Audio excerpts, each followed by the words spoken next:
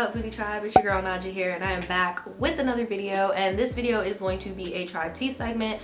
Ooh, let me get comfortable.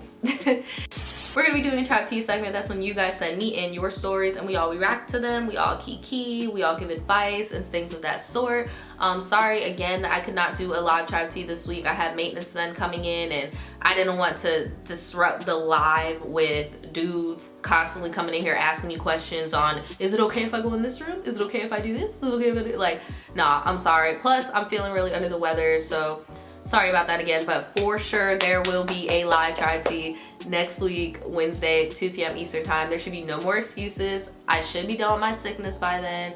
I'll be detoxing from my surgery. Everything will be Gucci. You guys won't even notice when I go into surgery because I'm literally going in next Friday, and then you guys won't see me until the Wednesday following. So you guys won't even notice when I go into it. It'll just be regular scheduled programming as always. So yeah, if you guys like my Tribe Teas, please go ahead and give me a big thumbs up and let's just get on into it, okay? So the first one is called My Best Friend is Fucking My Nigga. Oh my God. You know this, and are you okay with this? Like, okay. Oh, sorry guys, I'm still sick. I'm thugging it out for y'all. I'm sorry if I sneeze or if my nose looks red. Hey girl, I've been watching you for a little minute and I am in love. Oh, okay. Anyway, this shit is about to be messy as fuck. Well, I am here for it, bitch. I need some mess, okay? I used to have a best friend. Let's call Shawty Lay. You want me to call her Shawty Lay like Shawty Low, or is Shawty's name Lay? I don't know, we about to find out. Okay, so I usually don't have female friends. I've always had messy, catty little experiences with them, and I just gave up on being friends with girls altogether. But when I met Lay, her whole vibe was something different, and I never connected with a female like that before. Lay did hoe shit, and I supported her always. I never knocked this bitch down. You are a real friend. You said, I support the hostcapades, okay? Every other day, me and this bitch are fighting bitches because she's fucking someone else's nigga. Damn, you are a real ride or die. You fight. What is going on here? What are you doing? You are going to jail. Shawty even got a train ran down in front of me. Now, okay, and I'm not trying to say that this is a green light for her to smash your boyfriend, but if she is constantly seeing you approving all of these behaviors, she's constantly seeing you fighting other girls for her because she is the adulterer and stuff, you can't really not expect her to do this. And again, I'm not trying to justify it. I'm just saying you should have seen this shit coming. One day she asked to link with her and some dudes and they were gonna smoke us out. I brought 2 G's and a backwood even though they said they were smoking us out. First of all, when we got there, I was the only person with weed, so boom, I'm aggravated. Anyway, I rolled my little wood and before I knew it, these motherfuckers was having a whole foursome. When I tell you, it was like real life porn. I felt disrespected, but I let her do it. Girl, I would have walked out that fucking room. Like, what are you talking about? Oh my God. Wait a minute, what happened? What happened, boo? Your story just stopped. I'm on a cliffhanger now. I'm gonna need you to reply to that email or something. Tell me what happened because your email just cut off and that was really juicy. I wanna know, but I could give you advice right now from not even reading all the small details. I think it's wrong and you should drop her as a friend, but at the same time, you are like approving all of these adulterous behaviors and like, what did you expect was gonna happen? You thought that you were gonna be the only one exempt from all that shit? I think the fuck not. And this girl done sent me this same Tribe Tea. I'm not talking about the one I just read, but this girl done sent me this same Tribe Tea 4 times now. 4 times now, bruh. All right, this one is called My Ex That's on the Run. Hey girl, first I want to say I love your vids and your style and aesthetic is so dope. Thanks girl. I'm not gonna waste time. Just an FYI, I'm not looking for advice. I just want to tell my story. Okay. But you can't blame me if I put in my 2 cents. I'm sorry, but I won't pressure you to change your mind or anything. I have an ex that I would have a very complicated history with. It was very abusive and toxic and was honestly the lowest part of my life. He lies a lot and is highly manipulative to the point that I would classify him as a psychopath. Almost sociopath. So basically, I'm gonna need y'all, look, 2019, can we please stop assigning people personality and mental illnesses, please? Like, because you can't say somebody is a psychopath and almost sociopathic. Like nowadays it's called what is it, antisocial personality, you know. I'm pretty sure the line is psychopaths kill people and sociopaths don't. Like, I'm not sure, because I will wholeheartedly admit I am not a psychologist, a therapist, or a college grad in that field. Can we please stop self-diagnosing people in 2019? Like, damn. I've moved on and so has he, mostly, but I still have a soft spot for him because I'm always the person he run to when his life is going to shit. Well, he's gotten himself into some deep shit, girl. So one day after work, I get bad anxiety. A few hours later, he texts me saying he got his phone taken from the cops. Mind you, he does all businesses over his phone, so I'm already nervous about what he's gonna tell me. Come to find out, he's been involved in gang activities, murders, and terroristic activities. Sir, what are pipe bombs at random people for no reason and stealing cars and riding around in them for a month? Hanging out with tweakers doing drugs, getting pistol whipped, getting drugged with a mix of heroin and fentanyl that he says someone put in his drink. But I don't believe that shit. Dies, I don't know, and gets all shit stolen, including his car, while he was dead. Oh, so he actually died from an overdose from the fentanyl, and while he was dead, they stole all his shit and his car. Wow. Luckily, somebody was nice enough to call the ambulance and he was revived with 3 cans of Narcan. After all this, he's now on the run from the cops because of all the crazy shit he's been involved in. He is now looking at 20+ years. Once I found out all that, I was crushed because I knew he was better than that, but obviously I was fucking wrong. He plans to leave the state for a few years, but I'm scared for him to do that shit. Just so you know, he's 22 and I'm 21. He is too young on this. Like, what the fuck? Like, what is going on right now? Like, I asked him why he did all it. He just said it was the drugs. I asked why he did the drugs. He says it's just the life he was brought into. I swear I want to slap his dumb ass, but that's about it. If you want to give me advice in my situation, I'll take it, but I mainly just want to get my story out. Thanks for reading this. Okay. She just sent me a picture of her and him. Let me see. Oh my God, he a white boy. Girl, you need to leave these white boys alone. You need to leave them alone. Oh my God. Look. I feel like you need to leave him alone, because just the fact that you have a picture with this man, that you making yourself hot, bitch. You didn't do shit wrong. You didn't do shit wrong. This man wanted for all this shit. That's some heavy shit, dude. Like, you need to leave him alone. When did you send this to me? You sent this to me December 16th. Girl, I really hope you are not talking to him no more. You need to distance yourself from him. You do not need to fuck with him. You do not need to talk to him. You need to block him. You need to cut him the fuck off and do you. And I know you say you don't want no advice, but as soon as you showed me that you have a picture with him, sis, what are we doing? Like, what are we doing, sis? What are we doing? I know you want to share your story and everything, but bruh, you actually do need a little bit of help because you need to leave him alone. You need to leave him be. You really do. And it sucks, but you might not even want to get too attached to him, because it's like that fentanyl shit is killing people every day. Like, if he doesn't get help, he's not gonna make it. And it sucks, but his best case of action is to get locked up, because he a fucking menace to society, bitch. Like, he trying to bring you down. You're doing well for yourself, and then here he go. Why are you even talking to him? Like, just by talking to him, you are putting yourself at risk. I don't know, y'all. I know she said she don't want no advice, but I feel like she might need a little bit of help. Put it in the comments below of what you think that she should do or how she should proceed with this person. I feel like she just need to leave his ass the fuck alone. I can't believe what I just been talking about. I don't need no advice. Sis, what? Okay, this one is called Tribetea Advice. Hey girl, I love your videos. I've been subscribed since last year when I found one of your call center story times. Yes, bitch. So relatable, because I've worked in call centers before. My name is Kayla, but you can call me Kay. I'm turning 21, turning 22 in February. Oh, I'm an Aquarius. Okay, happy early birthday. I know your birthday's coming up. I moved from the DMV, but just moved to Miami in October of this year. I have no, well, 2018. She sent me this December 17th. I have no family or friends down here, and it is culture shock. I moved down here with my girlfriend for numerous reasons. After a long search of interviews, I finally got a job that starts late January. I was wondering, what are some good ways to meet new people out here? How long did it take you to adjust when you moved to Florida? And what are some tips on getting a place out here? Everything is overpriced and outdated and looks dingy. Plus, a lot of places are income-based and have waiting lists. When I lived in MD, I paid $14 for a 2-bed, 2-bath apartment. Ooh, child. So I'm used to paying a lot for rent, etc., but not if it's about to look terrible. For example, efficiencies are around 800 to a stack and don't even have a stove or a kitchen. What? Like, what the fuck? Is it the same where you live up top? I like to get the most for my money. Everyone seems so stuck up and ratchet. Back home, I knew a lot of people but kept my circle tight. But while my girl's at work, it does get boring, and it would be nice to have girlfriends to hang or talk to, considering I don't fuck with family.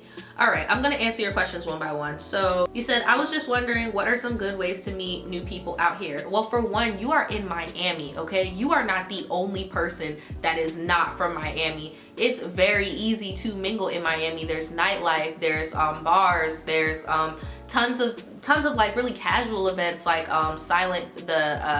the wine with a twist, where you can do the painting classes. There's yoga stuff. Like, you could try to find things that are extracurricular activities to you and do them out in the city. There is literally everything. It's literally like a little tropical New York in a sense, where it's just like there's so many things to do. If you want, you could just start out small and just do social media, but honestly there is so many things you can do outside in Miami where you can meet new people. All right, here, the second thing, how long did it take you to adjust when you moved to Florida? Well, I moved to Florida when I was a kid, and it did take me a lot of adjusting, especially like slang and lingo and like things like that, but it wasn't really that hard because I was in school, so it was really easy to, you know, intermingle and stuff. What are some tips on getting a place out here? Everything is overpriced. And she said in Maryland she paid $14 for a 2-bed, 2-bath. Okay, this is the thing, Miami is expensive, and it sucks how everybody, when they move to Miami, they like to think that is the whole rent range for the state of Florida.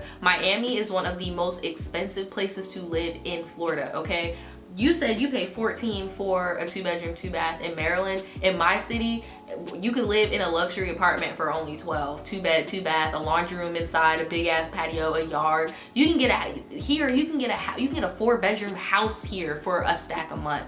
Like, Florida is not expensive. Miami is expensive, and the reason why it's so overpriced for such dingy spaces is because everybody, it's similar to New York or California, how people move there because they're chasing a dream. And you know, Miami is not like a residential space that's a touristy place. Like, it's gonna be more expensive to live there. You got the beach, you got the nightlife, you got the celebrities, you got all this stuff going on. So it's not all of Florida, trust me. It's just Miami is the most expensive place to live, and it irritates me when people be like, oh my god, Florida is so expensive, and I'm like, where do you live? Oh, I live in Miami. And I'm like, well, that's fucking why. Or when they be like, Florida is so expensive, and I'm like, where do you live? I live in Orlando. Well, you live by Disney World. That's fucking why. Like, you can't, you gotta expect. Or like, if you move to Brooklyn, of course it's gonna be expensive. You move to LA, of course it's gonna be expensive. Like, it just comes with the territory. There really is no way to get around it. You either have money and you can afford to live in the type of environment you want to live in, or you don't. Like, that's pretty much it. She said everybody's so stuck up and ratchet because you in Miami.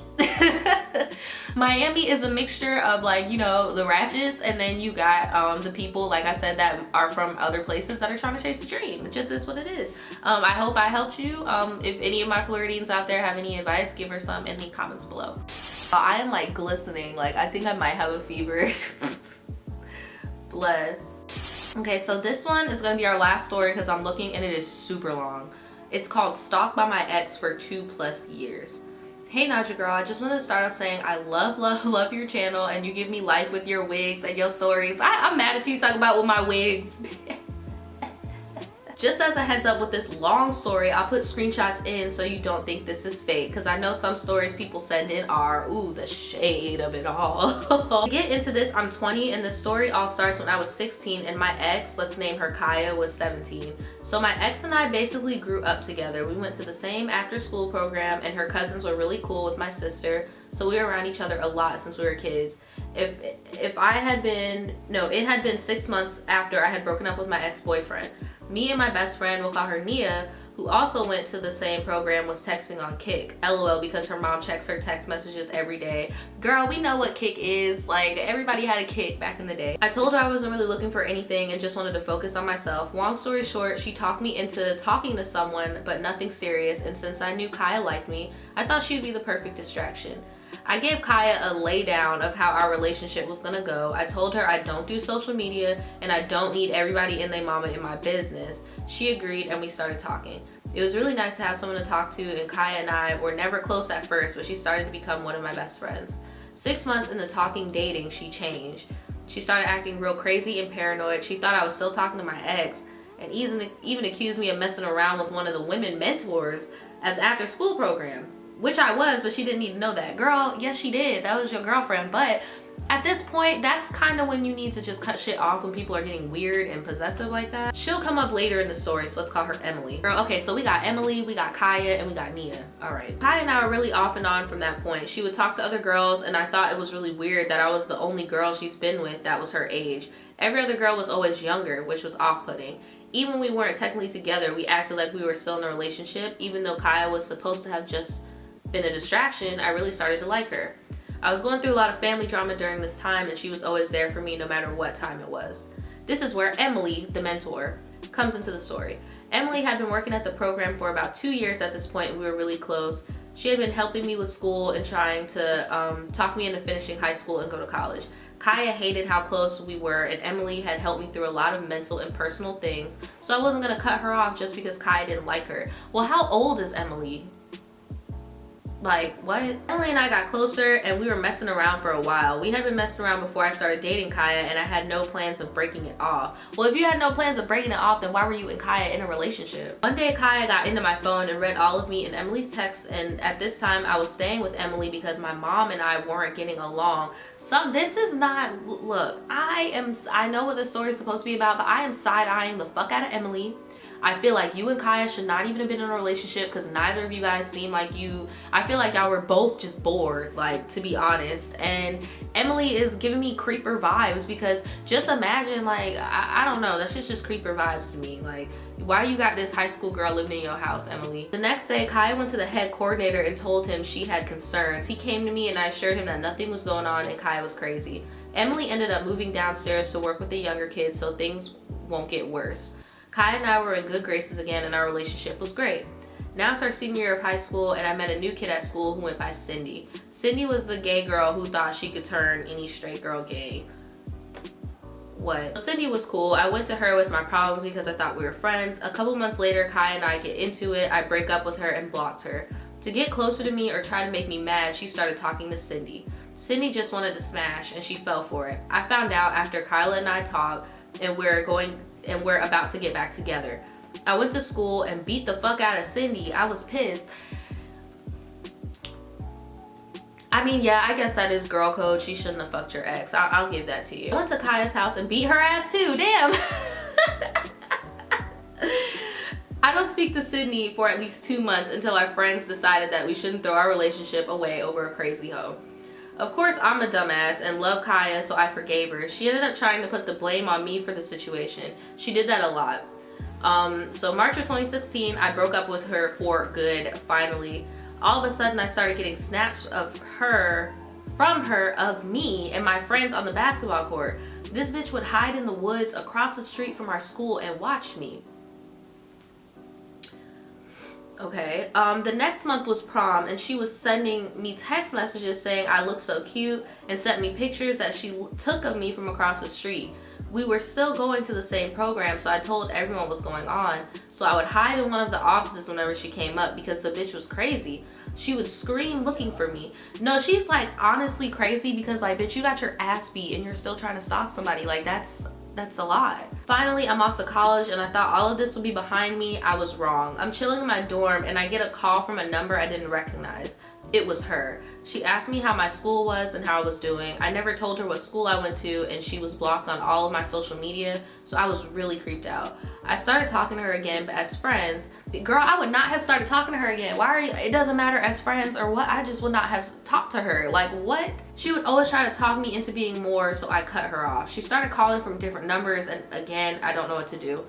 Sophomore year, I joined a sorority and I was living in the sorority house. Around the first month of the semester, I got calls and texts from different numbers saying Kaya was in the hospital.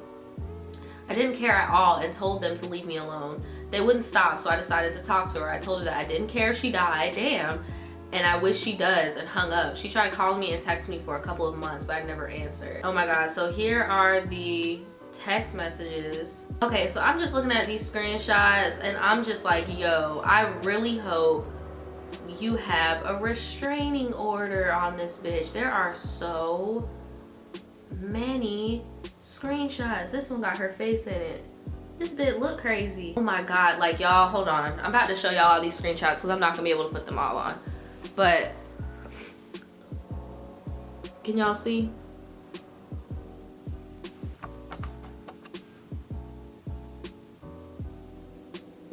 Excuse my nails. I had to take off my nail polish for surgery. Look.